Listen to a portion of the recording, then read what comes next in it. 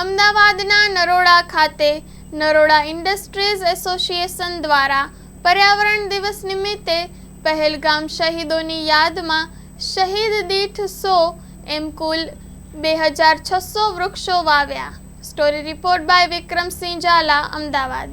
આજે 5 જૂન 2025 રોજ વિશ્વ પર્યાવરણ દિવસના રોજ અમે નરોડા જીઆઈડીસીમાં જેમ સૈનિકો સરહદ ઉપર આપણા દેશનું રક્ષણ કરતા હોય છે તેમ વૃક્ષો આપણા જનજીવનનું રક્ષણ કરતા હોય છે અને આપણા જનજીવન માટે પ્રાણવાયુનું પ્રેરક છે।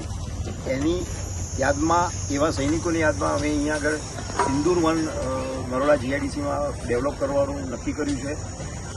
અમે અહીંયા સિંદૂર વનમાં જે 26 શહીદો આપણે કાશ્મીરમાં હતા એમની યાદમાં 26 સિંદૂરના છોડ અહીંયા રાખીશું, વત્તા એક આ આખા કોમ્પ્લેક્સમાં 2600 ઝાડ હવે આ વર્ષે અહીંયા રોપીશું, વત્તા એને ડેવલપ કરીશું અને આખું વર્ષ એનું જતન કરીશું।